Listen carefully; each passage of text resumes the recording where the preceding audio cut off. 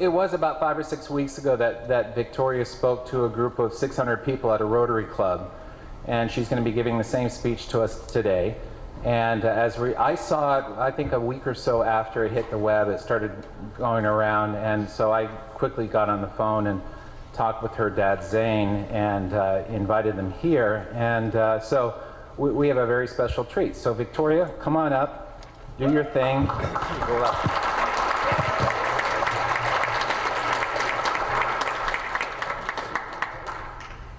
Have you ever wondered why Canada is in debt? Have you ever wondered why the government forces Canadians to pay so many taxes? Have you ever wondered why the bankers from the largest private banks are becoming wealthier and the rest of us are not? Have you ever wondered why the gross national debt is over $800 billion? Or why we are spending $160 million a day on the interest of the national debt? That's $60 billion a year. Have you ever wondered who receives the $60 billion? What I have discovered is the banks and the government have colluded to financially enslave the people of Canada. I will share with you 3 important points of reference which will hopefully spark enough interest and concern for you to continue the research on your own and to engage your government to stop this criminal act against the people of Canada. First, we will briefly examine the Bank of Canada.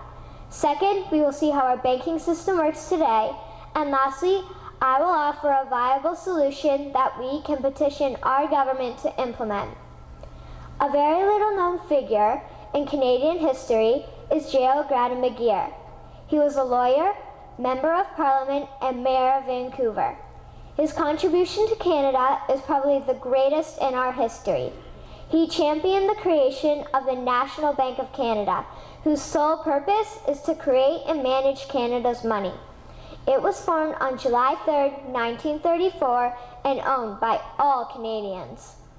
Until the 1970s, because of the Bank of Canada, Canada's national debt was held at a constant, manageable level, until the government decided to implement what we now have as our modern-day banking system that is robbing the Canadian people.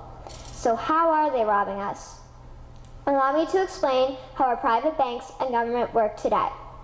First, the Canadian government borrows money from the private banks. They then lend the debt-based money to Canada with compounded interest. The government then continues to increase taxation of Canadians year after year in order to pay back the interest on the exponentially growing national debt. What results is inflation, less real money for Canadians to spend into our economy, and the real money being used to pad the pockets of the banks. Also, the government gave the banks the ability to loan out money that doesn't exist in the form of loans.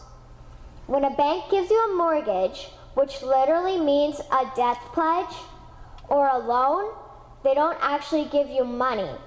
They click a key on a computer and generate the fake money out of thin air. They don't actually have it in their bank vaults. Presently, the banks only have $4 billion on reserve, but they have loaned out over $1.5 trillion. To quote Graham Towers, each and every time a bank makes a loan, a new bank credit is created. New deposits, brand new money. Broadly speaking, all new money comes out of a bank in the form of loans. As loans are debt, then under the present system, all money is debt. What I find interesting is even Jesus, in Matthew 21, drove out the money changers in the temple because they were manipulating the currency to steal money from the people. The private banks are just like the money changers in Matthew 21. They are defrauding and robbing the people of Canada, thus their freedom, and they need to be stopped. How should the banking system work? In an infamous interview, Mr. McGeer asked Mr. Towers, "Can you tell me why a government with power to create money should give that power away to a private monopoly and then borrow that which Parliament can create itself back at interest to the point of national bankruptcy?"